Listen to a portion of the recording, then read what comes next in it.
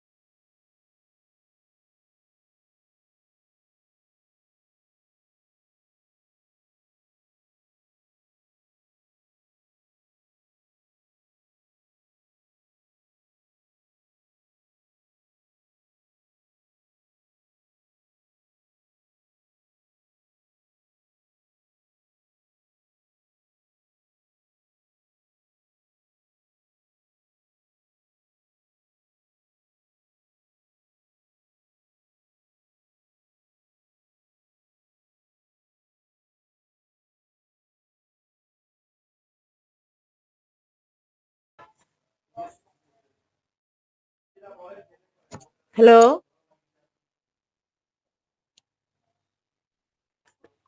হ্যাঁ, দিদি শোনা যাচ্ছে আপনার কথা। কেমন আছেন? ও এই তো আছি, ভালো আছি। ভালো আছেন? হ্যাঁ, আমি দেখলাম সাউন্ড নাই, দেখলাম স্যার আসছে কিনা। সবাই আছে। হুম।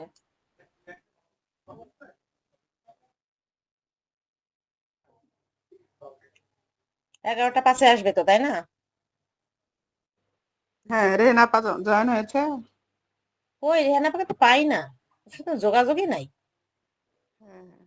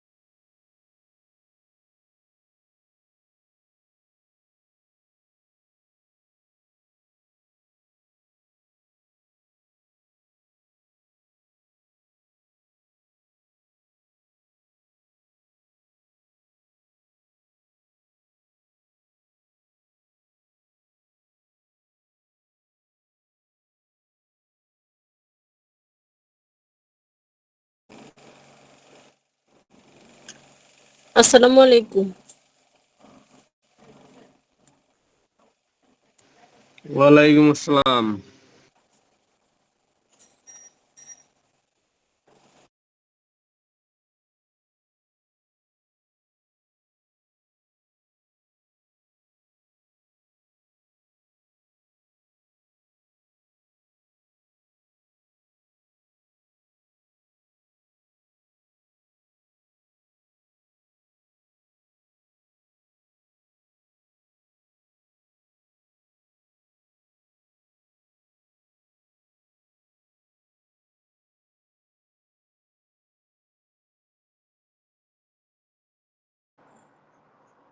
আসসালামু আলাইকুম। সবাই চুপচাপ কেন?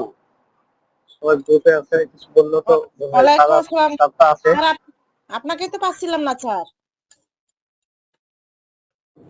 হ্যালো হ্যালো না- হ্যাঁ স্যার, বলেন। স্যার আপনাকে তো পাচ্ছি না। না না, আশরাফুল স্যার তো আছে, আশরাফুল স্যার তো আমি দেখছি। আমি হচ্ছে মমিন, একটা মমিন। ও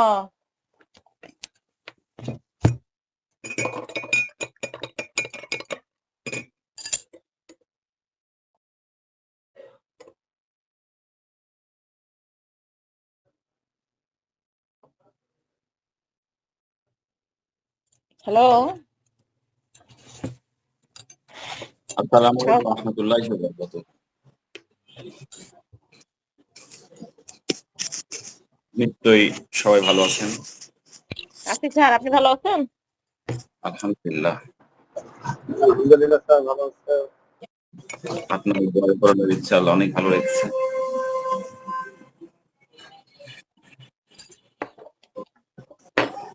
আপনার মধ্যে একটু কষ্ট হয়ে গেছে সবার, তাই না? আসলে 11:30টার সময় অনেকের কাজের ব্যাঘাতও ঘটছে, কিন্তু আসলে আমাদের কিছু করার নেই। আমার একটু সমস্যা হচ্ছে এই সময় রুগী আসলে একটু বিড়ম্বনায়। কালকে তো আমার অন্য গ্রুপের ক্লাস ছিল, ক্লাস শুরু করেছি মাত্র, রোগী আসা শুরু হয়েছে। আর পরে ক্লাস নিতেই পারেনি। আসলে রোগী বসিয়ে রেখে ক্লাস নেওয়াটা একটু খুবই ডিফিকাল্ট। কারণ ক্লাসের বাইরে কথা বলছি, আর 4 মিনিট পর শুরু করব। কারণ হোমিওপ্যাথি যে অর্গানো মেডিসিনের যে ফার্স্ট অ্যাফোরিজম, প্রথম যে সূত্র, সেখানে কি বলা আছে? এ physicians and only mission is to restore the sick to health to cure as it is termed। অর্থাৎ রোগীর স্বাস্থ্যের পুনরুদ্ধার করা, তার ভিতরে জটিলতাগুলা কমিয়ে স্বাস্থ্যের পুনরুদ্ধার করা, রিস্টোর, এই কথাটার তাৎপর্য অনেক গভীর করাই আমাদের মূল উদ্দেশ্য। তো যখন রোগী আসে তখন তখন সেই কথাটা যখন মনে পড়ে, তখন সব বাদ দিয়ে মনে হয় আগে রোগীর খোঁজ নিতে হবে। আগে রোগীর প্রতি বিন্দু মাত্র অবহেলা এবং শিথিলতা, মনোযোগের শিথিলতা ক্ষমার অযোগ্য অপরাধ। ক্ষমার অযোগ্য অপরাধ, এটা মনে করতে হবে। রোগীর সেবা সবার আগে। এজন্য বলি যে আমার রোগী যেগুলা 24 আওয়ার্স ফোন খোলা থাকে, কোনো কারণে যদি না ধরতে পারে সেটা ভিন্ন কথা। অবশ্যই যাদের জরুরি অবশ্যই লিখে রাখবেন, জরুরি। আমি দেখা মাত্রই চেষ্টা করে ব্যাক করার জন্য। এই তো ঠিক আছে, 7 বেজে গেছে, আমরা বিলম্ব করব না। আজকে কালামে হাকিম থেকে কে তেলাওয়াত করবেন? আমার মাহফুজে ভাই এসছেন?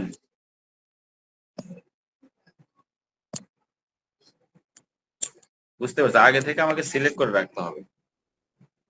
কিংবা আমির হামজা ভাই?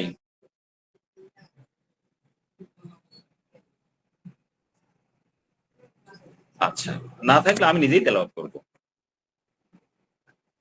কালামে হাকিম থেকে তেলাওয়াত করছি আমি। বিসমিল্লাহির রহমানির রহিম। ওয়াল আসর ইন্নাল ইনসানা লাফি খুসর ইল্লাল্লাযীনা আমানু ওয়া আমিলুস সলিহাত ওয়া তাওয়াসাউ বিল হাক্কি ওয়া তাওয়াসাউ বিস সবর। এই যে কোরআনের একটি সূরা, সূরা আসর। এই সূরার তাৎপর্যটা হলো এমন, পৃথিবীর সমস্ত মানুষকে আল্লাহ সুবহানাহু ওয়া তাআলা দুই ভাগে বিভক্ত করে ফেলেছেন। কিভাবে? ওয়াল আসর, কালের শপথ, সময়ের শপথ। আল্লাহ সুবহানাহু ওয়া তাআলার কাছে সম্ভবত সময়ের দামটা সবচেয়ে বেশি। তাই তিনি কালের, মহাকালের শপথ নিয়েছেন, সময়ের শপথ নিয়েছেন, অন্য কিছুর শপথ নেননি, নিজেরও শপথ নেননি। ইন্নাল ইনসানা লাফি খুসর, নিশ্চয়ই সকল মানুষ ধ্বংসের মধ্যে রয়েছে। সকল মানুষ, তারা ছাড়া ইল্লাল্লাযিনা আমানু ওয়া আমিলুস সলিহাত, 4 শ্রেণীর মানুষ ছাড়া। ইল্লাল্লাযিনা আমানু, যারা ঈমান এনেছে, ওয়া আমিলুস সলিহাত, যারা সৎকর্ম করেছে বা সৎ উপদেশ দিয়েছে, ওয়া তাওয়াসাউ বিল হাক্কি, যারা হক কথা বলেছে, হক কাজ করেছে, ওয়া তাওয়াসাউ বিস সবর, যারা ধৈর্য ধারণ করেছে। তাহলে যারা ঈমানে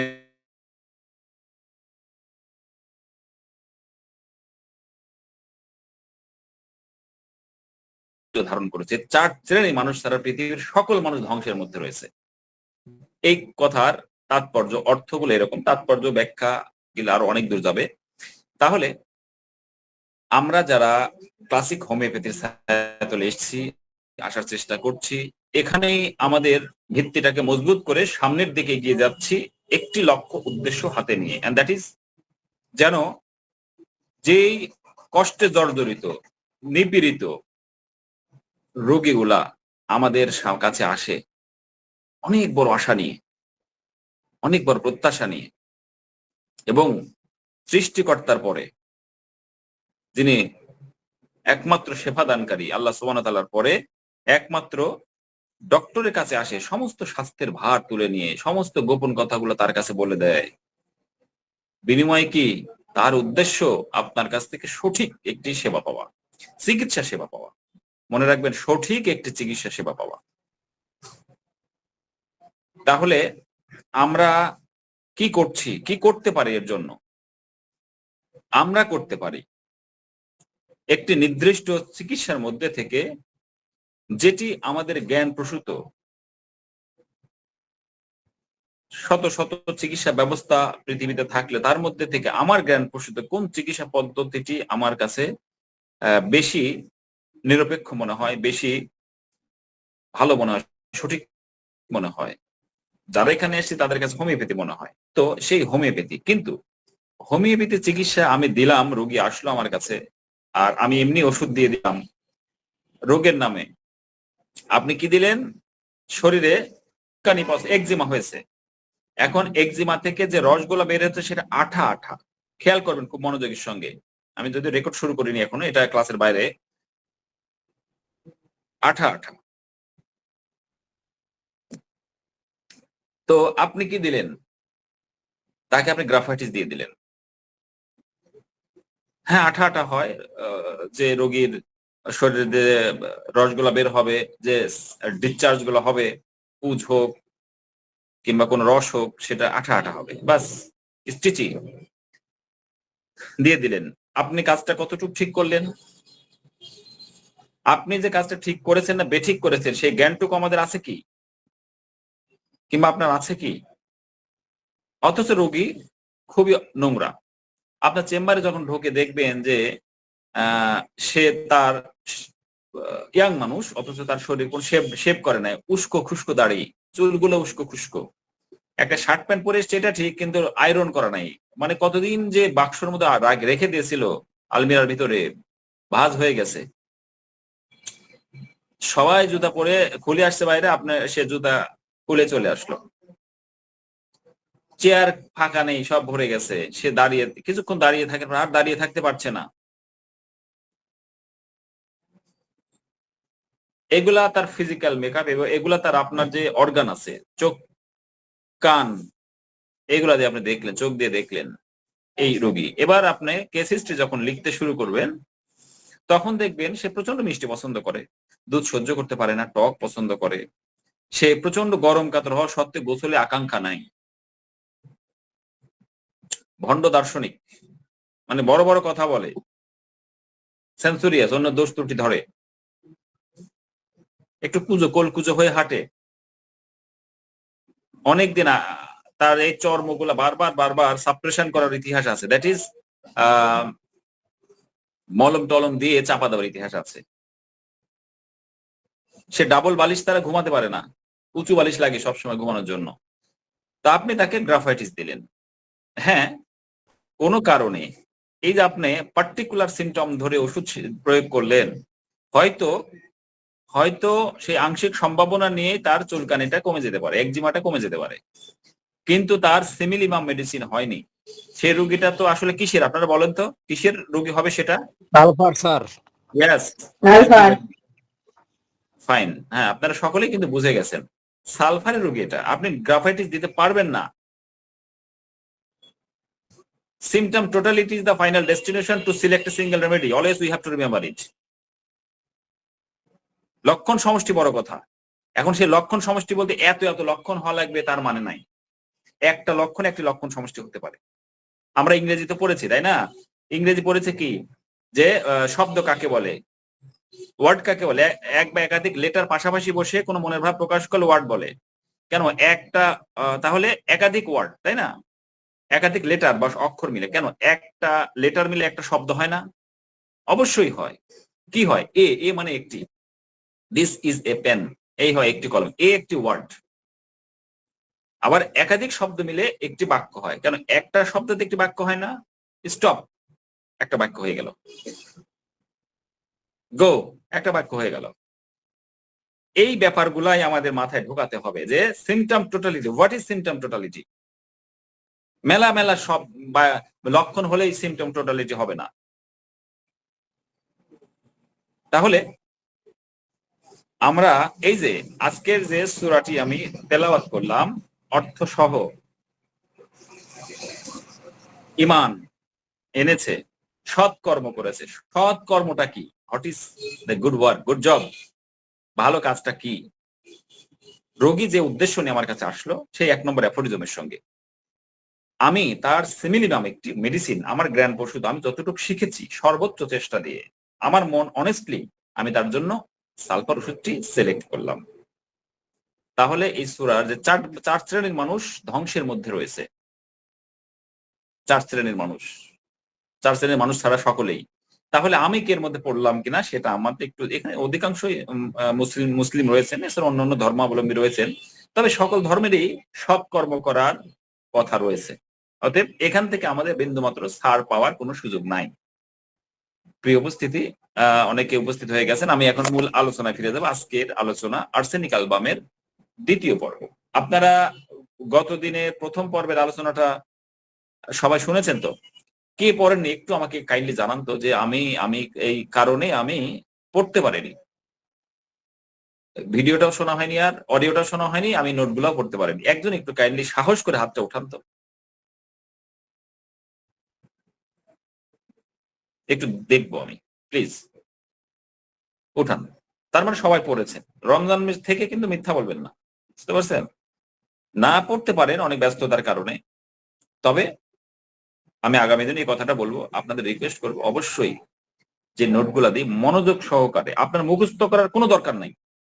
আমি যে নোটগুলা দিই, যে অডিও গুলো শুনি, মুখস্থ করার কোনো দরকার নাই, শুধু মনোযোগ সহকারে পড়বেন। এবং এবং মনোযোগ সহকারে পড়বার পরে আপনি আপনার আশপাশে বন্ধু বান্ধব, পরিবারের সদস্য, শ্বশুর বাড়ির সদস্য, মানুষের তো 3 কুল, তাই না? বলেন তো 3 কুলে কেউ নাই। 3 কুলটা কি জানেন?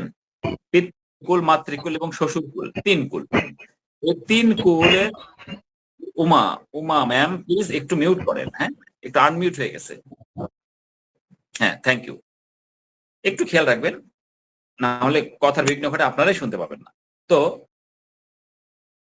আপনার যখন যাবেন, আপনার মাথায় সবসময় হোমিওপ্যাথি চিন্তা থাকবে। আর্সেনিক ওষুধটা তো স্যার পড়ালো, নোটও দিল, দেখি তো কাকে মনে হয় আর্সেনিক খুবই খুঁতখুঁতে টাইপের, আমার বাসায় আসছে, এসে দেখছে। মানসিক লক্ষণ তো আলোচনা করেছি গতদিন। আমি একটু রেকর্ড করি এগুলো, এটা দরকার হবে, নাহলে যারা হয়নি তারা বঞ্চিত হয়ে যাবে। বিসমিল্লাহির রহমানির রহিম। আজকের আলোচনা আর্সেনিক অ্যালবামের 2য় পর্বের আলোচনা। পকেটে রাখি মোবাইলটা। তো আপনার চেম্বারে আসলো, এসে কিংবা আপনার বাড়িতে আসলো কোনো মেহমান, আসার পরে দেখলেন যে কি অগোছালো, বেডটা বসবে, সে মেহমান, একটু চাদরটা একটু ইয়ে করে দেন তো, এদিক ভাঁজ হয়ে আছে, এর উপর বালিশ 3-4টে এলোমেলো হয়ে আছে, সে নিজেই ঠিক করবে কিংবা ঠিক করতে বলবে। চেয়ার গুলো একটু পরিপাটি নাই, ক্যালেন্ডারটা হয়তো বাঁকানো আছে, এই যে এলোমেলো তার নজরে পড়ে যাবে, সে তীর্যক দৃষ্টিতে দেখবে কিংবা কাউকে বলার চেষ্টা করবে।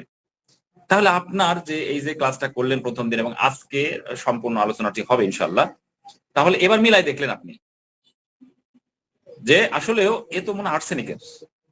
আরো অনেক ওষুধই আছে, এই যে খুঁতখুঁতে স্বভাব, ফাস্টেডিয়াস, আরো অনেক ওষুধে আছে, কিন্তু আপনি মিলাই দেখবেন যে হ্যাঁ আপাতত আমার কাছে আর্সেনিকের মনে হচ্ছে। নাক্সোম আছে, নেট্রামিউর আছে, কার্সিনোসিন আছে, আরো বেশ কিছু ওষুধ আছে আর কি। এইভাবে আপনার মস্তিষ্কে মগজে আপনি আস্তে আস্তে ঢুকিয়ে নেবেন যে আপনার মাথায় থেকে গেল আপনার যে আত্মীয়টা সে আর্সেনিকের রোগী আপনার মাথায় নিয়ে নিলেন, ঠিক আছে? যতদিন তাকে মনে থাকবে ততদিন আপনি আর্সেনিকের কথা ভুলবেন না। এইভাবে আপনার ওষুধগুলো মনে রাখতে পারেন, একটা টিপস দিয়ে দিলাম, ঠিক আছে? তো আমি কি দু একটা কোশ্চেন ধরবো, কে উত্তর দিতে চান বলেন তো? একটা প্রশ্ন করব। জি স্যার করেন। আর্সেনিক ওষুধের উৎস কি উদ্ভিদ, ভেজিটেবল কিংডম থেকে নাকি অ্যানিম্যাল কিংডম থেকে বলেন তো? খনিজ রাজ্য থেকে। জি জি, খনিজ। বাহ, ফাইন, চমৎকার। দুটোর একটাও না, অন্যটা হলো উত্তর। ফাইন, ঠিক আছে। আরেকজন বলবেন আর্সেনিক অ্যালবাম ওষুধটা শীত কাতর না গরম কাতর না উভয় কাতর, কি বলবেন? শীতকাতর। ফাইন, ঠিক আছে। খুব সহজ প্রশ্ন ধরলাম, দেখলাম আপনার সাহস আছে কিনা। আগামী দিন এই যে আর্সেনিক ওষুধটা আজকে পড়াবো, আগামী দিন কিছু প্রশ্ন করবো, ঠিক আছে?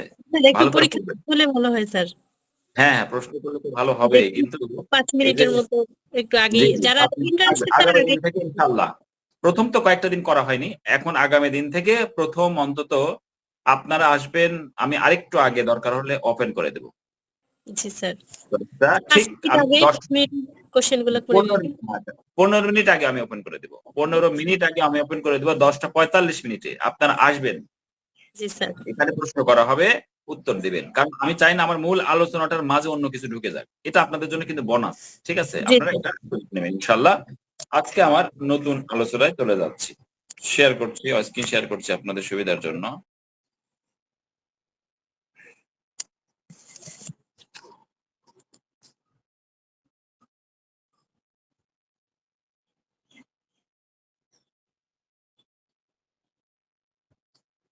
আর্সেনিক অ্যালবামের দ্বিতীয় পর্ব।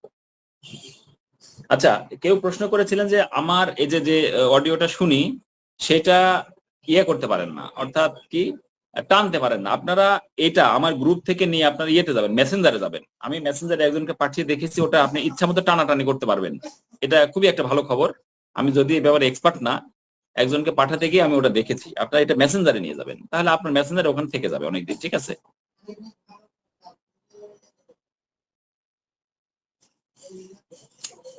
আচ্ছা, মনিটর দেখা যাচ্ছে? এখান থেকে কতদিন শেষ করেছিলাম, আজকে শুরু হবে এখান থেকে।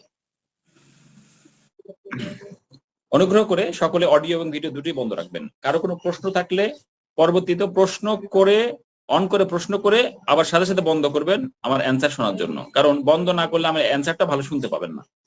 আজকের আলোচনা শুরু হচ্ছে আর্সেনিক অ্যালবাম 2, অর্থাৎ দ্বিতীয় পর্ব এবং শেষ পর্ব আলোচনা।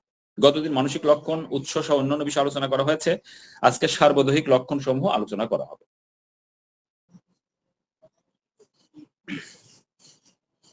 জ্বালা জ্বালা এবং জ্বালা, জ্বালাতে জীবন ঝালাপালা, বেশ কিছু ওষুধ রয়েছে। একজন বলেন তো জ্বালার আর কি কি ওষুধ থাকতে পারে, যারা অনেকদিন ধরে প্র্যাকটিস করেন? জ্বালার আর কি কি ওষুধ থাকতে পারে? হ্যাঁ হ্যাঁ, আর সালফার, আর্সেনিক এবং ফসফরাস। ন্যাশের trios of burning remedy, trios অর্থাৎ 3টি রেমেডি, যেটা জ্বালা জ্বালা জ্বালা সবকিছু করে ফেলে ঝালা ফালা। হ্যাঁ, সর্বত্র আগুনের মতো জ্বালা, এবং শরীরের এমন কোন স্থান নাই যেখানে আর্সেনিকের জ্বালা নাই। তবে এই জ্বালার একটি বিচিত্র এবং অদ্ভুত বৈশিষ্ট্য হলো এই জ্বালা উত্তাপীয় উপশম। সারা জিন্দেগি যতদিন আপনি হোমিওপ্যাথি থাকবেন আপনাকে এটা মনে রাখতে হবে। এই লাইনটা যদি মনে রাখতে ব্যর্থ হন আপনার হোমিওপ্যাথি পড়ার দরকার নাই। স্যার আরেকবার শুনতে চাই। হ্যাঁ, বিচিত্র লক্ষণ অদ্ভুত বৈশিষ্ট্য হলো যে জ্বালাটা তো ঠান্ডায় আরাম হবে, তাই না? কোথাও জ্বলে যাচ্ছে, ও একটু ঠান্ডা পানি দাও, জ্বলে গেল। কিন্তু এই রোগীর ঠান্ডা দিলে কষ্ট বেড়ে যায়, জ্বালা। এটা তাহলে কি করলে কমে? আবার উত্তাপ দিলেই কমে। এইটাই অদ্ভুত লক্ষণ, এটা সবসময় মনে রাখতে হবে। আর্সেনিক অ্যালবামের কিন্তু অনেক অসাধারণ অদ্ভুত লক্ষণ আছে, আপনারা সেটা নোট নেবেন আলাদা। আমি কিন্তু বারবার বলে যাচ্ছি, আমি একত্রিত কিন্তু করে দিতে পারবো না। আমি বারবার বলছি নোট নেন, ক্লাস করবেন, পাশে খাতা কলম রাখবেন। কোন রোগী আপনার কাছে আসলো, সে হাতে হোক, পায়ে হোক, সারা শরীর হোক, ভিতরে হোক, বাইরে হোক, যেখানে হোক, যদি বলে জ্বলে পড়ে যাচ্ছি ডাক্তার সাহেব, বলে জ্বালাটা কিসে কমে? প্রথম প্রশ্নই হবে আপনার এটা, জ্বালা কমে কিসে? বলতে আর বলেন না, যেই ঠান্ডা দেয় আর অমনি আরো মনে হয় যে একেবারে কামড়ে ধরে কিংবা আরো জ্বলে ওঠে, কষ্ট বেড়ে যায়। তাহলে গরম পানি যখন ঢালি যা আরাম পাই, এই একটা অদ্ভুত লক্ষণই আপনাকে আর্সেনিক টেনে নিয়ে যাবে। আর কোনো ওষুধ নাই 4000 ওষুধের মধ্যে যেটা জ্বালা উত্তাপী উপশম, কোনো ওষুধে নাই। আপনি একটা লক্ষণে আপনি আর্সেনিক রোগী খুঁজে পাবেন। আর্সেনিক দেন, আল্লাহ রহমতে সেটা ভালো হয়ে যাবে। তাহলে অদ্ভুত বৈশিষ্ট্য হলে এই জ্বালা উত্তাপী উপশম, কিন্তু মস্তিষ্কের যন্ত্রণায় বা জ্বালায়, ঠান্ডায় বা শীতলতায় উপশম। এখন প্রশ্ন হলো, ওই যে আমরা অনলাইনে দেখি না যে কিছু কিছু আছে বিধর্মীরা যারা একটি কোরআনের আয়াত নিয়ে তারা এর আগে বিচার আয়াতগুলো না নিয়েই বাজে মন্তব্য করে বসে।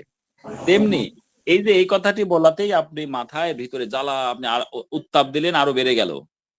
তাহলে বললে, অথচ সেই রোগীটা আপনি আর্সেনিক না দিয়ে অন্য ওষুধ দিলেন, আপনি ভুল করলেন। তার মানে আরো আগে পরে লাইনটাও জানতে হবে। সেটা হলো তার সর্বশরীরে, মাথার সারফেস, উপরে যে চর্ম আছে, উপরে যে ত্বক আছে, এই জায়গাগুলোতেও উত্তাপী উপশম। কিন্তু মস্তিষ্কের যন্ত্রণা, আভ্যন্তরীণ যন্ত্রণায় বা জ্বালায় ঠান্ডা বা শীতল পানি চায়, এই একটা ক্ষেত্রে ব্যতিক্রম। এবং এই ব্যতিক্রম গুলো আমরা যত মনে রাখতে পারবো ততই আমরা অন্যান্য অনেক ওষুধ থেকে বাঁচতে পারবো। এই লক্ষণ দুইটা যদি একই সাথে হয় আর কোনো ওষুধের ধারে কাছে আসতে পারবে না। তার মানে সে প্রচন্ড শীত কাতর হলে তো সে গরমে উপশম হবে, কিন্তু সেটি তো হচ্ছে না। কি হচ্ছে? মাথাতে ঠান্ডায় উপশম। এই ক্ষেত্রে আবার ওটা ব্যতিক্রম, তাই না? এই জন্য এটা মনে রাখতে হবে। সহজে মনে রাখতে পারবেন না, এটা আমি বুঝতে পারছি। কারণ মাথায় হয়তো অনেকে ঢোকেনি, না ঢুকলে আবার প্রশ্ন করবেন, আমি আবার বলে দেবো, ক্লাস শেষে প্রশ্ন করবেন যদি না বোঝেন। আর্সেনিক অ্যালবাম সাধারণত হয় বিধানতন্তু বিনাশ বা টিস্যু ধ্বংসের কারণে। এই কথাটা আছে E.F. ফেরিংটন, ক্লিনিক্যাল লেখকের জনকই বলা যায়, E.F. ফেরিংটনের বইয়ে। আর্সেনিকের জ্বালা সাধারণত হয় বিধানতন্তু বিনাশ বা টিস্যু ধ্বংসের কারণে। টিস্যু আছে না, আমাদের সেলগুলা একসাথে একত্রিত হলে টিস্যু হয়। তো কিছু টিস্যু একত্রিত হয়ে একটা অর্গান হয়, কয়েকটা অর্গান মিলেই তো আমাদের শরীর হয়, একটা সিস্টেম হয়, একাধিক সিস্টেম মিলে আমাদের শরীর গঠন হয়, তাই না? তেমনি যখন শরীরের কোনো অংশের টিস্যু নষ্ট হচ্ছে বা পচন ধরছে, তখন যে জ্বালা হয় সেখানে আর্সেনিক খুবই উপকারী, খেয়াল করবেন। তাই এই রোগগুলোতে আর্সেনিকের জ্বালা দেখা যায়, গ্যাংগ্রিন, কার্বাঙ্কল, ক্যান্সার ইত্যাদি ইত্যাদিতে। টিস্যু ধ্বংসের কারণে মনে রাখবেন এটা, এই যে ক্লিনিক্যাল এই ব্যাপারগুলা, এগুলো আপনি অন্য কোনো বই ভাবে পাবেন না, খুব রেয়ার লক্ষণ এগুলা, অথেন্টিক সোর্স থেকে নেওয়া। কারণ এইসব রোগে টিস্যু ধ্বংস, ডিস্ট্রাকশন হচ্ছে, টিস্যুগুলো ধ্বংস হয়ে যাচ্ছে, তাই জ্বালা অনুভূত হয়। কিন্তু সব জ্বালায় আর্সেনিক কাজ করে না। যদি জ্বালার কারণ হয় শুধু স্নায়ুর উত্তেজনা বা নিউরালজিয়া পেইন, যেটা যেমন ডিম্বাশয়ের স্নায়বিক জ্বালা, ওভারিতে যখন স্নায়বিক জ্বালা হয় তখন কিন্তু আবার এই জ্বালাতে আর্সেনিকের কাজ হবে না। কি একটা বিপরীত ভাবাপন্ন লক্ষণ, তাই না? ডিফারেন্সিয়েট করে এই লক্ষণগুলা, তাহলে আর্সেনিক উপকার করবে না। আবার কখন কাজ করবে তাহলে? যদি ডিম্বাশয়ের সেই প্রদাহটা, ইনফ্লেমেশনটা প্রদাহ হয়ে জ্বালা ও ব্যথা হয়, তখন আর্সেনিক উপকারী হতে পারে। কেন? এটা কেন হবে? আর্সেনিকের যখন স্নায়বিক জ্বালা হলো তখন সেটাতে উপশম হলো না, কিন্তু আর্সেনিক যখন প্রদাহ হয় ইনফ্লেমেশনে তখন কেন হয়? কারণ হলো ইনফ্লেমেশন হয়েছে মানে টিস্যু আক্রমণ করেছে, টিস্যুর কোন অংশ প্রদাহিত হয়েছে, এটা স্নায়বিক না, টিস্যু আক্রান্ত হওয়ার কারণে হয়েছে। তাই তার মানে নিউরালজিক পেইনের প্রতি কোনো কাজ নাই। যেমন আর্নিকা, আর্নিকা ওষুধ আমরা আলোচনা করেছি। আর্নিকা ওষুধের বলেন তো যে সকল জায়গাতে আর্নিকাতে কাজ করে, একটা জায়গায় আর্নিকাতে দখল নাই, সেটা কি? মস্তিষ্কের জন্য। না, হ্যাঁ কথাটা কাছাকাছি আছে, কিন্তু আমি অ্যাকিউরেসি চাচ্ছি, সেই শব্দটা চাচ্ছি। কাজ করে না। জি জি জি, ইয়েস Nerve- এক্স্যাক্টলি রাইট। কে বলছেন একটু বলেন, আমি তো মনিটর দেখতে পাচ্ছি না। ফাতেমা। ফাতেমা নাম, yes, thank you very much. নার্ভের উপর আর্নিকার কাজ নেই, ব্যতিক্রম ঘটতে পারে তবে নেই, ঠিক আছে? তেমনি আমরা এই আর্সেনিকে কি দেখলাম? জ্বালা,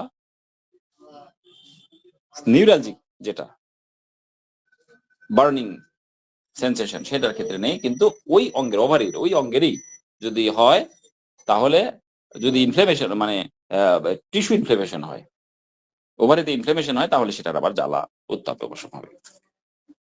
আবার মস্তিষ্কের জ্বালায় কিছুটা বৈচিত্র্যতা আছে, সেটি হলো মস্তিষ্ক যখন বাতজ অবস্থা বর্তমান থাকে, বাতজ মানে বাত ব্যথা ধরনের, তখন মস্তিষ্কের ত্বক এবং এর বহিস্থ পেশিগুলিকে পীড়িত করে। বহিস্থ পেশি বলতে কি? মস্তিষ্ক মাসল যেগুলা, বহিস্থ এক্সটার্নাল মাসল যেগুলা, এবং জ্বালা করে, এবং সেই জ্বালা উত্তাপে উপশম।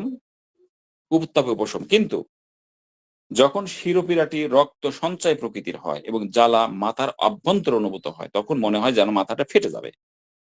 এই অবস্থায় ঠান্ডা বা শীতলতা শিরোপীড়াটি উপশম হয়। এই যে কথাটি বললাম যে এর যে কোনো জ্বালা উত্তাপে উপশম, কিন্তু মস্তিষ্কের আভ্যন্তরীণ জ্বালা যন্ত্রণায় আমার বোঝার দরকার নাই যে মস্তিষ্কের আভ্যন্তরে কিসের সঙ্গে হলো, কারণ ওটা প্যাথোলজি ছাড়া তো আমরা বুঝবো না। তখন যদি ঠান্ডায় উপশম, কিন্তু মস্তিষ্কের উপরে যদি হয়, মাসেল উপরে যদি হয়, ত্বকের উপরে, ত্বকের আশপাশে, তখন আবার ওই শরীরের অন্যান্য উত্তাপ উপশমের মতো এটাও। এই যে ক্রিটিক্যাল পয়েন্ট গুলা, এই পয়েন্ট গুলা কিন্তু নোট রাখতে হবে, না হলে আপনি পরে মনে করতেই পারবেন না। তার মানে বাহ্যিক জ্বালাগুলোর উপশম স্যার, কিন্তু ওই শরীরের মতোই বাহ্যিক জ্বালাগুলো শরীরের মতোই উপশম, কিন্তু যখন আভ্যন্তরীণ মাথা ব্যথা হবে, আচ্ছা, আশা করি বোঝা গেছে এটা। জি স্যার। দেখেন, একজন ক্লাসিক হোমিওপ্যাথ উঠতে হলে কত পড়াশোনা দরকার, এই ক্রিটিক্যাল বিষয়গুলো কত জানা দরকার। শীতকাতরতা, আর্সেনিক প্রচন্ড শীতকাতর একটি ওষুধ, ঠান্ডা বাতাস এবং বায়ু প্রবাহ তার নিকট অসহ্য, মাথার আভ্যন্তরীণ কষ্ট ছাড়া সর্বাঙ্গে সর্বদাই আবরণ আকাঙ্ক্ষা করে। ওই যে একই কথা, মাথার আভ্যন্তরীণ জ্বালা ছাড়া সব জায়গা থেকে আবরণ পছন্দ করে, কারণ সে শীতকাতর।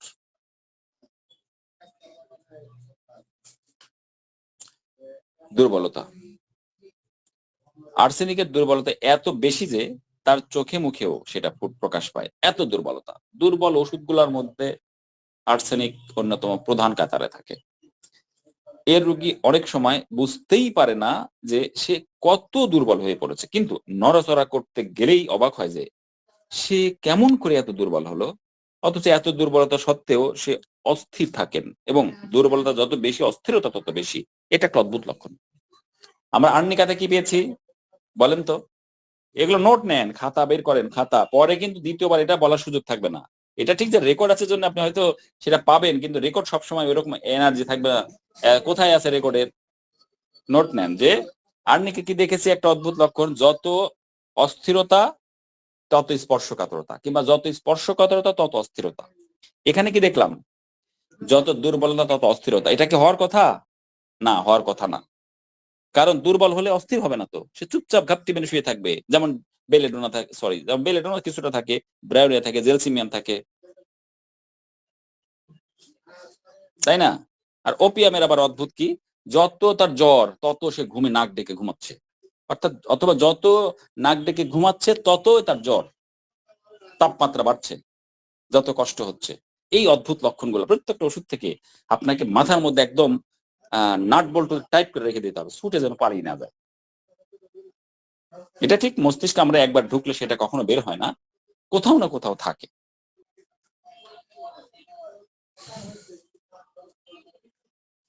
সে বুঝতেই পারে না কি করে এত দুর্বল হলো, যখন নড়াচড়া করে তখন আর পারছে না।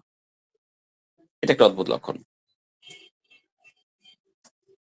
পিপাসা, ও ভেরি ভেরি ইম্পর্টেন্ট। পিপাসা, পিপাসা বলেছি না যে প্রত্যেকটা রোগীতে জিজ্ঞেস করবেন, প্রত্যেকটা রোগীতে আপনার পিপাসা কেমন। এইটা নিয়ে আমার একদিন একটা ক্লাস নিতে হবে, কারণ এটার ব্যাপক ব্যাখ্যা আছে।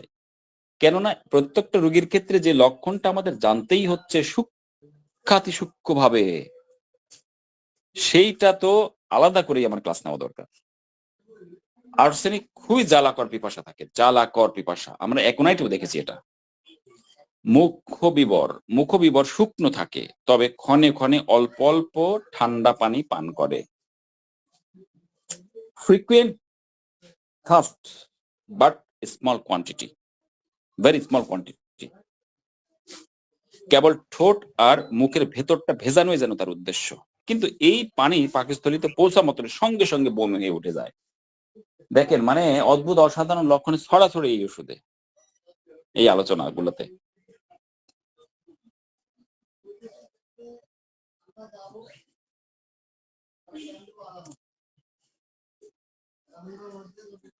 আর এই পানি পেটে গিয়ে ঠান্ডা হলেই বমি হয়, যা গরম পানি পানে উপশম হয়, কিংবা গরম পানি পান করে পেটে গিয়ে ঠান্ডা হলে বমি হয়, যা ফসফরাসের বিপরীত। ঠান্ডা পানি পানের খুবই আকাঙ্ক্ষা থাকে, কিন্তু ঠান্ডা পানি পান করার পর পেটে গিয়ে গরম হওয়া মাত্রই তা বমি হয়ে উঠে যায়।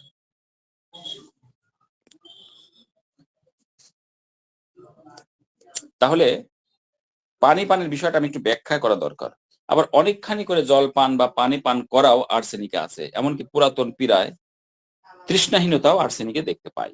দেখেন, একটা ওষুধে কত রকমের বৈচিত্র্যময় লক্ষণগুলো থাকে, একই লক্ষণটা কত ভাবে ভ্যারি করছে।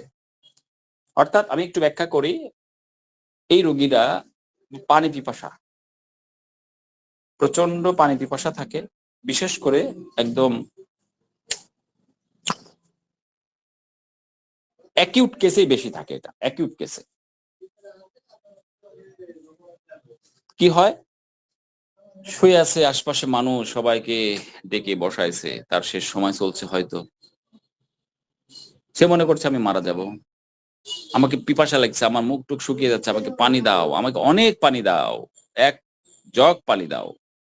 দেওয়া হলো তাকে এক গ্লাস পানি, বাস মুখের কাছে নিয়ে কোনো মতো ঠোঁট ভিজানো, জিহ্বা পর্যন্ত পৌঁছলো কি পৌঁছলো না, পানি খাওয়া হয়ে গেছে তার, খাবে না। কি ব্যাপার, তুমি চাইলে এক জগ, আমি তো এক গ্লাস দিয়েছি, বলছে না আর খাবো না। বাস কিছুক্ষণ পর আবার, মানে 2-4-5 মিনিটও লাগে না, আবার সে পানি চাইবে, আমি আবার পাবে, মনে হয় যে জগ জগ পানি খাবো, কিন্তু সে করতে পারে না। এই যে একটা অদ্ভুত ব্যাপার, এটা আমরা কেবল কেবল কোথায় দেখতে পাই? আর্সেনিকে। দেখেন, এই রুগীটা যদি বলতো আমি অনেক পানি খাবো, এবং পানি ঘন ঘন পানি খাচ্ছে, গ্লাস গ্লাস পানি খাচ্ছে, মৃত্যু ভয়, অস্থিরতা, এটার মৃত্যু ভয়, অস্থিরতা আছে, তাহলে ওটা হবে অ্যাকোনাইট, এটা হবে আর্সেনিক। জি, আমি প্রশ্ন করলে তবে একটু রেসপন্স করেন, না হলে করিয়েন না। আচ্ছা, তাহলে আমাদের দেখলাম যে এই রোগীটা অল্প অল্প পানি পান করছে, ঘন ঘন মাথার মধ্যে চলে আসবে আর্সেনিক অ্যালবাম। আবার ক্রনিক ক্ষেত্রে কি হচ্ছে, অনেকখানি করেও পানি খাচ্ছে, তাহলে কি আর্সেনিক হবে না? আমরা তো পড়ে এসেছি ফ্রিকুয়েন্ট থার্স্ট, এই স্মল কোয়ান্টিটি। তাহলে আমরা এখানে তো মেলা পানি যাচ্ছে, তাহলে মনে হয় এটা হবে না আর্সেনিক না, এমন ভাবারও কোনো কারণ নাই। এই লক্ষণটাও আছে, আবার তৃষ্ণাহীনতাও থাকতে পারে, তবে এর ক্যারেক্টারের সঙ্গে যেটা যায় সেটা হলো ঘন ঘন পানি পান। এরপরের পানি পানের বিষয়টা যেটা আছে, ঠান্ডা পানি খুবই পছন্দ করছে সে, কারণ জ্বলে যাচ্ছে তো ভিতরে, জ্বালা, ঠান্ডায় উপশম, ঠান্ডা খেলে ভাল লাগছে তার। ঠান্ডা পানি যেই পেটে যাচ্ছে, একটু গরম হয়ে গেলে বমি হয়ে যাচ্ছে, সহ্য করতে পারছে না, অথচ গরম পানি পানে তার উপসম্বত হচ্ছে। অদ্ভুত ব্যাপার। দেখেন, ঠিক তার বিপরীতে আছে ফসফরাস। ফসফরাস গরম পানি খাচ্ছে, খেয়ে ভিতরে গিয়ে পানি খেয়ে গরম হয়ে গেলে বমি হয়ে যাচ্ছে। ঠিক আর্সেনিকের বিপরীত। তো এইভাবে আমাদের ডিফারেন্সিয়েট করলে আমরা একটি ওষুধ চিনতে আমাদের কম ভুল হবে। তো এবারে খাদ্য ইচ্ছা, ফ্যাট বা চর্বি জাতীয় খাদ্য যেমন দুধ, ঘি, চর্বিযুক্ত মাংস, টক, রুটি এরা খুব পছন্দ করে। খাদ্য ইচ্ছা হচ্ছে অনেক গুরুত্বপূর্ণ, এর আগে ব্যাখ্যা দিয়েছি, আর আজকে বলবো না, শুধু এটুকুই বলছি। অনিচ্ছা, মিষ্টি জাতীয় খাদ্যের প্রতি অনিচ্ছা থাকে, এরা মিষ্টি জাতীয় খাদ্য খেতে চায় না। ইচ্ছার চেয়ে অনিচ্ছার গুরুত্বটা বেশি। মিষ্টি খেতে চায় না, এটা কিন্তু একটা অদ্ভুত লক্ষণে বলা যায়। মিষ্টি কে খেতে চায় না? মিষ্টি সকলেই মিষ্টির প্রতি আকাঙ্ক্ষা, বরঞ্চ তেতো টক এগুলাই খেতে চায় না। কোষ্ঠিকাম, গ্রাফাইটিস এগুলো মিষ্টি খেতে চায় না। ফসফরাস এগুলো মিষ্টি খেতে চায় না। খাদ্য অসহ্য, টক, দুধ, ঠান্ডা খাদ্য, বিশেষ করে আইসক্রিম, ফ্যাট বা চর্বি জাতীয় খাবার এরা খেলেই এদের পেটে কষ্ট হয়, হয়তো বমি হয়ে যায়, না হলে পাতলা পায়খানা হয়, যে কোনো একটা জটিলতা ডিসঅর্ডার দেখা যায়।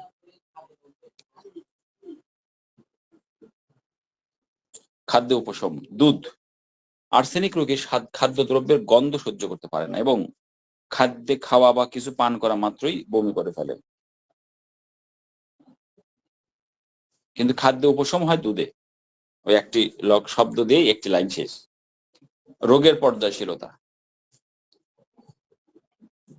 পর্যায়ক্রমে মাথা ব্যথা এবং গেটে বাত এই ওষুধকে বিশেষ বৈশিষ্ট্যমণ্ডিত করেছে। পর্যায়ক্রমে মাথা ব্যথা এবং গেটে বাত, এইটা খুব খেয়াল করে শুনবেন। মানে মাথা ব্যথায় ভালো কমে গিয়ে গেট বাত হয়, বাত কমে গিয়ে মাথা ব্যথা হয়, এরকম আর কি। কারণ মাথা ব্যথা ঠান্ডায় উপশম, তাই না? আভ্যন্তরীণ মাথার যন্ত্রণা কিসে উপশম? ঠান্ডায় উপশম। এবং বাত সংক্রান্ত যে কোনো ব্যথা উত্তাপে উপশম। যেখানে অনেক চিকিৎসকই ভুল করে ওষুধ প্রয়োগ করে থাকেন।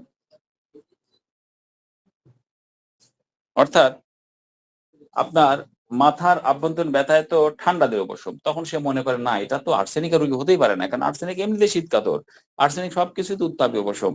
কিন্তু তার এটা তো পড়া নাই, দুই একবার পড়েছে মনে নাই, বারবার না পড়লে তো মনে থাকবে না, কারণ তার তো বারবার পড়ার দরকার নাই। যারা মিশ্রপ্যাথ, যারা রোগের উপর ওষুধ দেয়, তারাই মিশ্রপ্যাথ বেশি হয়। লাগবে না তো, তার তো অন্য সাপোর্টিং মেডিসিন আছেই, অন্য ওষুধ আছে তো, বায়োকেমিক আছে, মাদার টিংচার আছে, অন্যান্য প্যাথির ওষুধ আছে, ট্যাবলেট মলম রাখে অনেকেই, তাহলে তার তো এত দরকার নেই জানা। কিন্তু আমাদের তো একটা রোগীকে একটা মেডিসিন দিয়েই আরোগ্য করতে হবে, তাই আমাদের নারী নক্ষত্র সবই জানার চেষ্টা করতে হবে, না হলে তো আমরা সঠিক জায়গায় পৌঁছতে পারবো না। সময় সংক্রান্ত বৃদ্ধি, এই কথাটা খুবই গুরুত্বপূর্ণ। যে কোনো ওষুধের জন্য টাইম মডালিটিসটা গুরুত্বপূর্ণ। একমাত্র সময় সংক্রান্ত ব্যাপারই সুনির্দিষ্ট, অন্যগুলা যাই হোক, কিন্তু সময় সংক্রান্ত লক্ষণগুলা খুবই নির্দিষ্ট। ফার্স্ট গ্রেডের যে লক্ষণ কেন রেপার্টরিতে আছে, এটার কোথায় বৃদ্ধি? মধ্যদিবা বা মধ্যরাত, অর্থাৎ দুপুর 12টা থেকে 2টা কিংবা রাত 12টা থেকে 2টা পর্যন্ত বৃদ্ধি এই ওষুধের অন্যতম গুরুত্বপূর্ণ লক্ষণ। তাহলে অন্যান্য যে টাইম মডালিটিস আছে, হ্যাঁ আসেন আসেন আসেন, যেমন সকাল, ওটা একটু নিচে নামাই দেন, শব্দ আসছে। সকাল 7টায়, এই অত না, আরেকটু উঠা দেন, যতটুকু ছিল আরো, হ্যাঁ ওকে, আরেকটু উঠা দেন, ওকে। সকাল 7টায় ইপোটোরিয়াম, পারফোলিয়েটাম, পোডোভাইলাম, থার্ড গ্রেডে আছে যদিও কেন রেপার্টরিতে। সকাল 9টায় ক্যামোমিলা, সেকেন্ড গ্রেডে, পডো ক্যালিকার থার্ড গ্রেডে। সকাল 10টায় নেট্রামিউর, 11টায় সালফার, দুপুর 1টায় আর্জেনমেট ম্যাককার, 2:30টার সময় হেলেবোরাস, বিকাল 3টায় বেলেডোনা, এপিস, থুজা, আর্সেনিক আছে, বিকাল 3টা থেকে 5টায় সিপিয়া, বিকাল 4টার সময় লাইকোপোডিয়াম, কোস্টিকাম, কলোচিন, হেলেবোরাস, বিকাল 4টা থেকে 6টায় সিপিয়া, 4টা থেকে 8টায় লাইকোপোডিয়াম, হেলেবোরাস, নাক্স মসচেটাও আছে, বিকাল 5টায় কলোচিন, হিপারসাল, বিকাল 5টায় সেকেন্ড গ্রেডে আছে। বিকাল 5টা থেকে 8টার সময় লিলিয়াম ট্রিগ। বিকাল 4টা থেকে বিছানা যাওয়া পর্যন্ত অ্যালুমিনা। বিকাল 6টা থেকে 7টা পর্যন্ত হিপারসালফ। বিকাল 7টায় সন্ধ্যা 7টায় লাইকোপোডিয়াম। রাত 9টায় ব্রায়োনিয়া ফার্স্ট গ্রেডে রয়েছে, সালফার থার্ড গ্রেডে। সকাল 6টা থেকে সন্ধ্যা 6টা পর্যন্ত সিফিলিনাম, সরি সন্ধ্যা 6টা থেকে সকাল 6টা পর্যন্ত সিফিলিনাম। রাত 11টায় ক্যাকটাস গ্যান্ডিফোরা ফার্স্ট গ্রেডে একমাত্র ওষুধ। রাত 11টায় ক্যাকটাস গ্যান্ডিফোরা। রাত 1টার সময় আর্সেনিক অ্যালবাম। 1টা থেকে 3টায় ক্যালি গ্রুপের বিশেষ করে ওষুধ ক্যালিব্রোম আছে সেকেন্ড গ্রেডে। রাত 2টোয় ক্যালিকার্ব, আর্সেনিক, ক্যালিবিস, হিপারসালফ। রাত 2টা থেকে 4টায় ক্যালিকার্ব। 3টায় ক্যালিকার্ব, অ্যামনকার্ব, থুজা। 5টায় পডোফাইলাম। এই যে চক্র, টাইম মোডালিটিস, এই চক্রগুলো আমাদের মাথায় রাখতে হবে, অথবা লিখে আমাদের যে গ্লাস আছে টেবিলে গ্লাসের নিচে রাখতে হবে। সবসময় তো মনে রাখা সম্ভব হয় না। তাই টাইম মোডালিটিস একমাত্র নির্দিষ্ট যেগুলো ফার্স্ট গ্রেডে রয়েছে বিশেষ করে সেগুলো করতে আমাদের মাথায় রাখতেই হচ্ছে। এবার আসবে রোগের প্রত্যাবর্তন। রোগের নির্দিষ্ট সময়ান্তে প্রত্যাবর্তন হয়, যেমন দুপুরে, মধ্যাহ্নে বা মধ্যরাত্রে, একদিন অন্তর, কিংবা সপ্তাহ, মাস, বছরান্তেও রোগের এই প্রত্যাবর্তন লক্ষ্য করা যায় আর্সেনিক অ্যালবাম ওষুধে।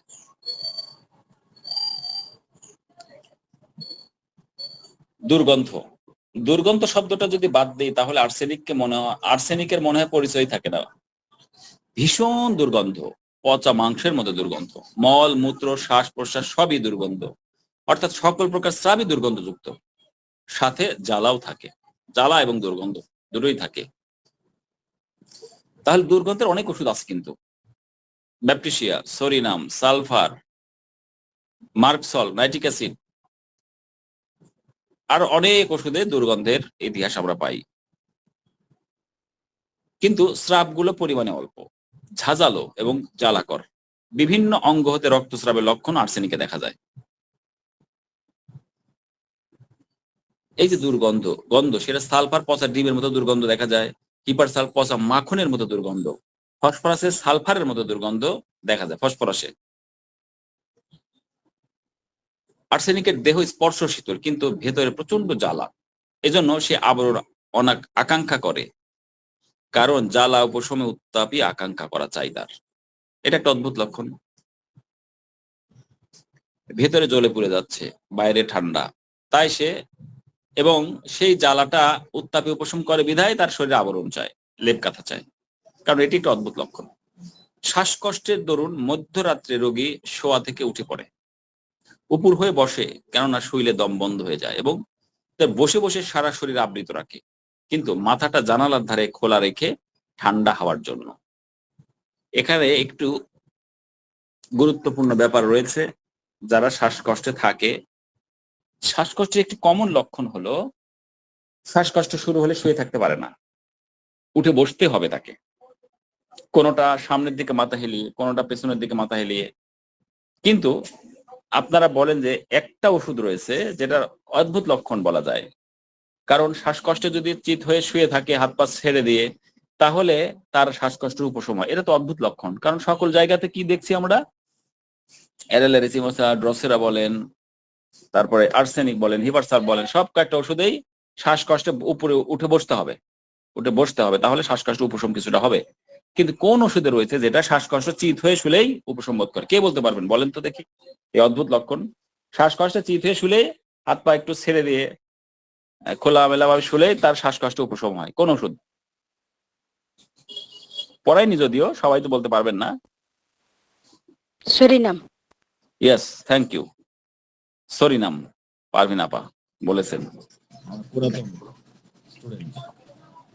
সরিনাম এই ওষুধটাতে অনেক অদ্ভুত লক্ষণও আছে, জানি যে সরিনামের রোগীরা কি করে।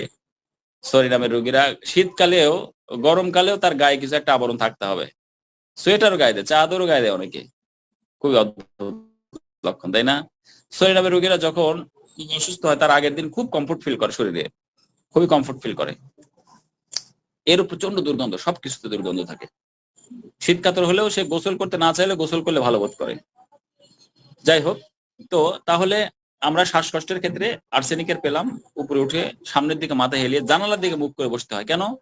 কারণ তার ভিতরে ঠান্ডা দরকার, ঠান্ডা পেলেই সে ভালো থাকবে। ক্যান্সারের মতো মারাত্মক ব্যাধিতে দেহে এবং মনের উপর যে চাপ পড়ে, আর্সেনিক সেই চাপ সয়বার মতো ক্ষমতা দেয় রোগীকে। খুবই অসাধারণ একটি লক্ষণ। দেখেন, তার ভাইটাল ফোর্সটাকে এমন একটা উজ্জীবিত করে, এমন স্ট্রং স্ট্রেংথ এনে দেয়, যেটা সেই ক্যান্সার রোগের যে মারাত্মক ব্যাধি যে চাপ পড়ে, সেই চাপটা সইবার ক্ষমতা তাকে তৈরি করে দেয়, শক্তি দিয়ে, এনার্জি দিয়ে দেয়। শীতের উত্তাপ অবস্থায় গরম জলের আকাঙ্ক্ষা করে, কিন্তু যদি শীতল অবস্থায় শীতল জল পানির ইচ্ছা হয়, তবে সেটা আর্সেনিকের জ্বর নয়। জ্বরের ক্ষেত্রে এই লাইনটা আমাদের মনে রাখতে হচ্ছে। আবার বলছে শীতের উত্তাপ অবস্থায় গরম জলের আকাঙ্ক্ষা করে, কিন্তু শীতের উত্তাপ অবস্থায় তো আমরা ঠান্ডা পানির আকাঙ্ক্ষা করবে, কিন্তু এই গরম জলের আকাঙ্ক্ষা করে। কিন্তু সেই রোগী যদি শীত অবস্থায় ঠান্ডা পানি চায়, তাহলে সেটা আর্সেনিকের না, সেটা বুঝতে হবে।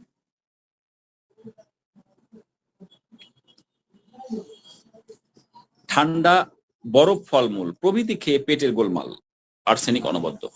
পচা মাছ, মাংস, দূষিত বাষ্প, বিষাক্ত জীবাণু, কীট পতঙ্গের কামড়ের ফলে অসুস্থতা। বিড়ি বা সিগারেট খেয়ে তরুণদের সমস্যা। পাহাড়ের চূড়া বা দীর্ঘ পথযাত্রার পর সমস্যা এবং অসুস্থতায় এই ওষুধটি কথা আমাদের মনে রাখতে হবে। বৃদ্ধি মধ্যাহ্নে বা দুপুরে এবং মধ্যরাত্রে 12টা থেকে 2টা ঠান্ডা খাদ্যে বৃদ্ধি এবং পানীয়, ঠান্ডা খাদ্য এবং পানীয় বৃদ্ধি। কারণ ঠান্ডা পানি খেলেই পেটে গেলেই বমি হয়ে যায়। গরম পানি খেয়ে পেটে গিয়ে ঠান্ডা হয়ে গেলেই, মানে গরমের চেয়ে একটু নিচের দিকে টেম্পারেচার কমে গেলেই পানির বমি হয়ে যাবে। আর ফসফরাস ঠান্ডা খেয়ে যদি কিছুক্ষণ পর গরম হয়ে যায়, গরম তো হবেই। ঠান্ডা পানি খেলে স্টমাকের একটা টেম্পারেচার আছে, ডেফিনেটলি সেখানে গিয়ে উত্তাপ একটু গরম হয়ে যাবে, তখনই এর বমি হয়ে যাবে। ঠান্ডা খাদ্যে, ঠান্ডা পানীয়, দৈহিক এবং মানসিক পরিশ্রমে, আক্রান্ত পাশে চাপ মাথা নিচু করে শয়নে, আক্রান্ত পাশে মাথা নিচু করে শুতে পারে না, বৃদ্ধি হয়ে যায়। উপশম উত্তাপে মাথা এবং পেট ব্যতীত, কারণ মাথা এবং পেটে সে ঠান্ডা চায়। গরম পানীয়, গরম প্রলেপে, চলাফেরায়, লোক সঙ্গে এবং বিশ্রামে, এই কয়েকটা ক্ষেত্রে তার উপশম হয়। উপস্থিতি, মোটামুটি আমার আর্সেনিক অ্যালবামের মূল আলোচনা কিন্তু শেষ। তাহলে এখন আমরা দেখবো জিবি কিনোটস থেকে আমরা ভিতুলকা স্যার কি উপস্থাপনা রেখেছেন আমাদের জন্য, আমরা এবার সেটাই দেখব। প্রথমে আমরা দেখব keywords. Weakness, restlessness, anxiety, chilliness, food poisoning. দেখেন, কিওয়ার্ড মানে কি? চাবি। এই ওষুধের মূল চাবি কি? দুর্বলতা, অস্থিরতা। অ্যাংজাইটি মানে উদ্বেগ। অ্যাংজাইটিটা কি? ভয়ের সঙ্গে দুশ্চিন্তা, উদ্বেগ, এটা অ্যাংজাইটি। উৎকণ্ঠা, ঠান্ডা লাগা, খাদ্যে বিষক্রিয়া, এই কয়েকটাই এই ওষুধের মূল কিওয়ার্ড। অর্থাৎ এই ওষুধে রোগীর শরীর দুর্বল থাকে, মন অস্থির থাকে এবং ঠান্ডা বেশি লাগে, কারণ শীতকাতর। এবার আমরা ভূমিকাতে দেখব the arsenic patient feels insecure, যেটা আমি কিন্তু আলোচনায় রেখেছি। প্রথম মানসিক লক্ষণ আলোচনায় আমরা রেখেছি, যারা পরে যুক্ত হয়েছেন তারা হয়তো ওই অডিওটা শুনে নিলে সব বুঝতে পারবেন। আর্সেনিক রোগী নিজেকে সব সময় অনিরাপদ, ইনসিকিউর ফিল করে, মনে হয় কেউ তাকে সাহায্য করবে না বা সে নিরাপদ নয়, এমনটি মনে করে। He feels he doesn't have support, he's alone. তার মনে হয় তার কোনো সহায়তা নেই, কেউ সাহায্য করবে না, সে একা। মানসিকভাবে একাকিত্বের অনুভূতি তাকে খুব বেশি পেয়ে বসে। This deep feeling of insecurity brings on many fears and anxiety. এই যে এই গভীর অনিরাপত্তা, নিরাপত্তাহীনতা তাকে অনেক ভয় এবং উদ্বেগ সৃষ্টি করে তার মনের ভিতরে। রোগী সবকিছু নিয়ে ভয় পেতে শুরু করে তখন। Such as the characteristic anxiety about health, বিশেষ করে নিজের স্বাস্থ্য নিয়ে খুব দুশ্চিন্তা করে সে। ছোট রোগ হলেও ভাবে তার বড় একটা কিছু হয়তো হয়ে যাবে, এমনটা সে ভাবে। The fear of death, the fear of poverty and of feeling being alone. মৃত্যুর ভয়, দারিদ্র্যের ভয়। দারিদ্র্যের ভয় বেশ কিছু ওষুধে আছে, আমরা জানি ব্রায়োনিতে আছে, স্তোরিনামে আছে, ক্যালকেরিয়া ফ্লুরে আছে, এই দারিদ্রতার ভয় আছে। এবং একা হয়ে যাবার ভয় থাকে। তাহলে মানসিক লক্ষণ খুবই স্ট্রং কিন্তু। আর্সেনিকাম মানে এগুলা বড় বড় মানসিক লক্ষণ। He is very fastidious. Order makes him feel in control. সে খুবই পরিপাটি স্বভাবের। ফাস্টিডিয়াস মানে খুঁতখুঁতে স্বভাবের, পরিপাটি স্বভাবের। সবকিছু গোছানো থাকলে নিজেকে নিয়ন্ত্রণে মনে করে সে ভালো আছে। তার আশপাশে সবকিছু যদি পরিপাটি থাকে, সাজানো গোছানো থাকে, তাহলেই সে নিজেকে ভালো বোধ করে। অগোছালো পরিবেশ একদম সহ্য করতে পারে না। whereas untidiness and disorder make him anxious। অগোছালো বা বিশৃঙ্খলা তাকে উদ্বিগ্ন করে তোলে। ঘর নোংরা থাকলে তার অস্থিরতা বেড়ে যায়। The anxiety and fears are accompanied by restlessness। এই ভয় এবং উদ্বেগের সঙ্গে অস্থিরতাও থাকে। রোগী এক জায়গায় স্থির থাকতে পারে না।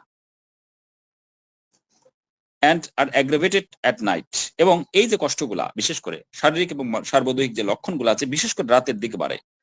রাত 12টা থেকে 2টার মধ্যেই বাড়ে। তবে দুপুর 12টা থেকে 2টার মধ্যেও বাড়লেও এটি ভাবতে হবে আমাদের। ভূমিকা শেষ হলে এবার মেন্টাল স্টেটে আমরা কি পাই দেখব।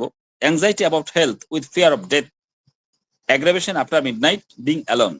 স্বাস্থ্য নিয়ে তার উদ্বেগ এবং মৃত্যু ভয়। এইখানে দেখেন বইয়ে আছে, একটু বড় করে দেখা, এই যে ডেথ আফটার, এখানে বাম দিকে অ্যারো আছে, এটাকে বলা হয় গ্রেটার দেন। এটা যদি থাকে তাহলে তার ভিতরে যা থাকবে ওই সময় বৃদ্ধি বোঝাবে, আর যদি ডানের দিকে থাকে তাহলে ওটা এমএল মানে উপশম বোঝাবে। তাহলে এখানে আমরা কি দেখবো, anxiety about health with fear of death, অর্থাৎ স্বাস্থ্য নিয়ে উদ্বেগ এবং মৃত্যু ভয়। এবং অ্যাগ্রাভেশন, ওটা মানে অ্যাগ্রাভেশন আফটার মিডনাইট, মধ্যরাত্রের পরে, বিং অ্যালোন, এবং একা থাকলে তার কষ্ট গুলা বেড়ে যায়। অর্থাৎ আর্সেনিকের রোগী রাত 12টার পর খুব ভয় পায়। রেস্টলেসনেস ডিউরিং অ্যাংজাইটি, উদ্বেগের সময় খুব অস্থির থাকে, এদিক ওদিক হাঁটে, শান্তই থাকতে পারে না। Acute diseases with anxiety about his health, তীব্র রোগের সময় নিজের স্বাস্থ্য নিয়ে অতিরিক্ত দুশ্চিন্তা করে। ছোট অসুখেও মনে করে বিপদ হয়ে গেছে, মনে হয় বিপদ হয়ে যাবে। Fastidious wants everything in order and very clean, খুবই পরিচ্ছন্ন স্বভাব, সবকিছু গোছানো এবং পরিষ্কার চায়। এটা আর্সেনিকের একটি ক্লাসিক লক্ষণ। ফাস্টিডিয়াস। নাগসভোমও আছে, নাগসভোমও পরিপাটি, খুব খুঁতখুঁতে, দুটোই শীতকাতর। কিন্তু নাগসভোম ব্যাপার হলো বাস্তবতার নিরিখে সঠিক। নাগসভোম বাস্তবতার নিরিখে সঠিক, যেখানে যেটা দরকার সেটাই, অযৌক্তিক নয়। কিন্তু আর্সেনিকের ক্ষেত্রে কিছুটা রোগ বাতিক আছে, সূচিবায়ুগ্রস্ত ভাব আছে, কিন্তু নাগসভোমে সেটি নেই। তাহলে এটা মনে রাখতে হবে, নাগসভোম বাস্তবতার নিরিখে সঠিক, কিন্তু আর্সেনিক একটু overflow. Selfish, critical, reproaches about others and about himself, স্বার্থপর, সমালোচনামূলক, মানে ক্রিটিসাইজ করে, আমার সমালোচনা করে সেরকম, এবং অন্যদের এবং নিজেদেরকে দোষারোপ করে অনেক সময়।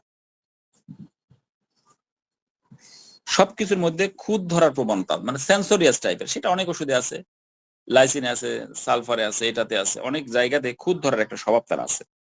তাহলে মেন্টাল স্টেটে কিন্তু আমরা এটা পেলাম, এই তথ্যগুলা পেলাম, যেটা প্রথম দিন আলোচনা হয়েছে। আজকের যে ফিজিক্যাল সিমটম আলোচনা করেছি, সেখান থেকে জর্জ ভিতুলকার স্যার কি রেখেছেন সেটাই আমরা দেখবো। এবার ফিজিক্যাল স্টেটে আমরা দেখবো burning pains, the affected part burn, জ্বালা পোড়া ধরনের ব্যথা। এবং এই যে ডান দিকে যেটা অ্যারো, সেটা হলো এমএল বা রাশ।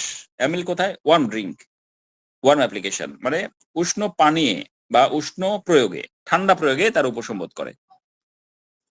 অর্থাৎ আর্সেনিকের বিখ্যাত লক্ষণ burning pain but better by heat, এটা আমাদের মনে রাখতে হবে। Chilly, lack of vital heat, খুবই ঠান্ডা প্রকৃতির, শীতকাতর, শরীরের প্রাণ শক্তির উষ্ণতা কম, মানে যে জীবনী শক্তি যেটা, সেটা জীবন উত্তাপ সেটা কম, সবসময় ঠান্ডা অনুভব করে সে। Wants to be covered with many blanket, অনেক কম্বল নিয়ে ঢেকে থাকতে চায় সে, ঠান্ডা সহ্যই করতে পারে না, তাই উত্তাপ আকাঙ্ক্ষা করে।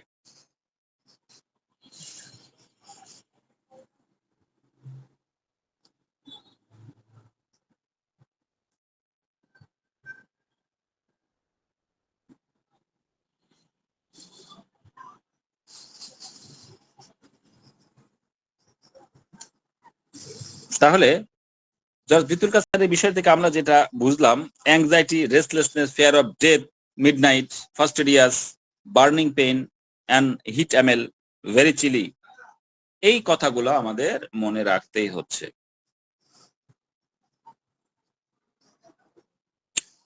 এবার পরের পৃষ্ঠায় আমরা দেখব heat of the head with coldness of body once it expose to open air. মাথা গরম থাকে কিন্তু শরীর ঠান্ডা লাগে, মাথা খোলা বাতাসে রাখতে চায়। অর্থাৎ শরীর ঠান্ডা অনুভব করলেও মাথায় তাপের অনুভূতি থাকে, তাই সে ওখানে ঠান্ডা দিলেই ভালো বোধ করে। Great thirst for small quantity often, বারবার অল্প করে প্রচন্ড পিপাসা লাগে, বারবার অল্প করে পানি পান করে। অর্থাৎ আর্সেনিকের খুবই গুরুত্বপূর্ণ একটি লক্ষণ যে একবারে বেশি পানি পান না খেয়ে বারবার অল্প অল্প করে পানি পান করে। যে পানি দেয় সে বিরক্ত বোধ করে, হাই তুমি এত ঘন ঘন পানি খাচ্ছ, তা অল্প অল্প করে বেশি করে খাও, কিন্তু সে তো খেতে পারবে না। এটাই তার লক্ষণ। ভাইটাল ফোর্স সেই লক্ষণটা দিয়েছে আমাকে আর্সেনিক দাও এই রোগীর জন্য। Diarrhoea after স্টুল poisoning, great weakness from diarrhoea after স্টুল, খাদ্য বিষক্রিয়ার পর ডায়রিয়া হয় এবং পায়খানার পর প্রচন্ড দুর্বলতা আসে। অর্থাৎ ফুড পয়জনিং এ ডায়রিয়া আর্সেনিক খুবই পরিচিত একটি ওষুধ। Diarrhoea with vomiting, gastrointestinal disorder, বমির সাথে ডায়রিয়া হয়। পরিপাকতন্ত্রের নানান রকমের জটিলতা থাকে। অর্থাৎ পেটের সংক্রমণ ও বিষক্রিয়ায় এই লক্ষণগুলাই বিশেষ করে দেখা যায়। Difficult respiration asthma is worse when lying, it's impossible to lie।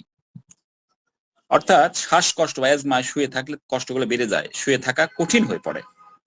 তাহলে অদ্ভুত লক্ষণ কি যদি শুয়ে থাকলে কমে যায়, সেটা হলো সরিনাম, আমরা যেটা কুইজ দিয়েছিলাম। রোগী বসে বা আধা বসা অবস্থায় থাকতেই ভালোবাসে এবং সামনের দিকে মাথা হেলে রাখে, জানালা থাকলে সেটি খুলে দিতে পারে, সেটা শীতকাল হলেও, কারণ ওই ঠান্ডাগুলো তার লাগবে, তাহলে সে কমফর্ট ফিল করে। Patient is unable to lie down for fear of suffocation, দম বন্ধ হয়ে যাবার ভয়ে রোগী শুতে পারে না, মনে হয় শুলে শ্বাস বন্ধ হয়ে যাবে। এই জন্যই শ্বাসকষ্টের রোগী উঠে বসে জানালার দিকে মুখ করে থাকে, সারা শরীর চাদর দিয়ে লেপ দিয়ে আবৃত করে রাখে, কিন্তু মাথাটা খোলা রাখে, কারণ ওখান দিয়ে মাথার তার ঠান্ডা দরকার, ঠান্ডা বাতাসটা তার নিঃশ্বাস দিয়ে নেওয়া দরকার। ইচিং মাস্ট স্ক্র্যাচ আনটিল ইট ব্লিডস, এমন চুলকানি যে রক্ত না বের হওয়া পর্যন্ত চুলকাতেই থাকে, তীব্র জ্বালাময় চুলকানি। নৌশিয়া হেলদি, এই যে বাম দিকে মানে অ্যাগ্রাভেট স্মেল অফ ফুড, খাবারের গন্ধে প্রচন্ড বমি ভাব বাড়ে, অর্থাৎ খাবার গন্ধ সহ্যই করতে পারে না। অনেক ওষুধ আছে। Aggravation after midnight 1 to 2 AM, AM মানে অ্যান্টি মেরিডিয়াম আর PM মানে পোস্ট মেরিডিয়াম, অনেকে এটা জানেন। AM মানে সকাল, রাত, মধ্যরাতের পরে, বিশেষ করে রাত 1টা থেকে 2টার সময় উপসর্গগুলো বাড়ে। আর্সেনিকামের বিখ্যাত সময়গত টাইম মডালিটিস এর একটি লক্ষণ। এবারে আমরা মডালিটিস দেখব কি কারণে বাড়ে কমে। ML warmth application, hot drinks, sun, গরম পানীয়ে রোদে উপসর্গগুলো কমে। আর্সেনিকের রোগী সাধারণত গরমে আরাম পায়। Aggravation after midnight, specially 1 to 2 AM, lying with head low, becoming cold, entering a cold place, মধ্যরাত্রের পর, বিশেষ করে রাত 1টা 2টা, মাথা নিচু করে শুলে পারে কম বাড়ে। ঠান্ডা লাগলে বা ঠান্ডা জায়গায় গেলে উপসর্গগুলো বাড়ে। ঠান্ডা পরিবেশ আর্সেনিকের রোগীর সবচেয়ে খারাপ অবস্থার জন্য দায়ী। অ্যাভারশন অনিচ্ছা প্রকাশ করে কি, food smell of food oil, খাবারের গন্ধ এবং তেল জাতীয় খাবারে বিরক্তি বা অপছন্দ আছে তার। এগুলো দেখলে বা গন্ধ পেলে বমি বমি বাড়তে পারে। প্রিয় উপস্থিতি, এই ছিল আমার আর্সেনিক অ্যালবাম সম্পর্কে আলোচনা। এবারে আমরা এই আর্সেনিক অ্যালবাম নিয়ে 2 দিন ব্যাপী আলোচনা করলাম, সেটার একটা সংক্ষিপ্ত সার তো দরকার। স্যার এত আলোচনা করলেন, এটা কি মনে রাখা 4টেখানে কথা? সংক্ষেপে কিছু হয় না হয়তো। এবার সেই বিষয়টি তুলে ধরছি, কয়েকটি লক্ষণ যেটি না থাকলে আর্সেনিক হবে না। নিদারুণ দুর্বলতা, অস্থিরতা এবং মৃত্যু ভয়, এই কথাটি লাগবে। এর অস্থিরতা এমন দুর্বল যে আস্তে আস্তে সে দুর্বল হয়েছে, একদিনে সে দুর্বল হয়নি। এবং যত দুর্বলতা তত অস্থিরতা। আশপাশে লোকে দেখবো আমাকে আর ডাক্তার দেখিয়ে লাভ নেই, আমি মারা যাব। এবং সঙ্গত এটা, এখন এটা রুগী বলে আমি মারা যাব, কিন্তু এখন এটা একটা অলিক কল্পনা, এটা বাস্তবতার সঙ্গে মিল নেই। হুট করে আসে, সে মারা যাবে না, কিন্তু রোগীর এটা এক ধরনের ডিলিউশন, সে মারা যাবে। কিন্তু আর্সেনিকেরটা সবাই জানে, ডাক্তার, আত্মীয় স্বজন সবাই বুঝতেছে, সে আস্তে আস্তে মৃত্যুর দিকে ঢলে পড়ছে, এত দুর্বল থেকে দুর্বল দিকে যাচ্ছে। মধ্যদি বা মধ্যরাত্রিতে বৃদ্ধি, কিংবা মধ্যরাত্রি বা মধ্যদিবাতে বৃদ্ধি। প্রবল পিপাসা থাকা সত্ত্বেও ক্ষণে ক্ষণে অল্প অল্প পানি পান করার পর বমি, কিন্তু উষ্ণ পানি উপশম।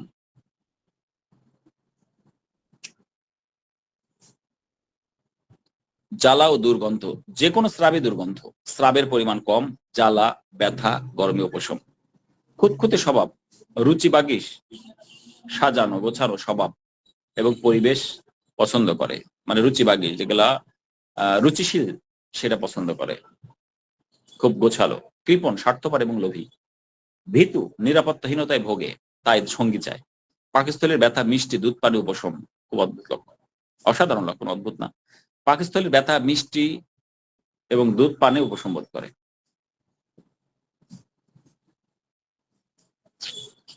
সমাপ্ত। প্রিয় উপস্থিতি,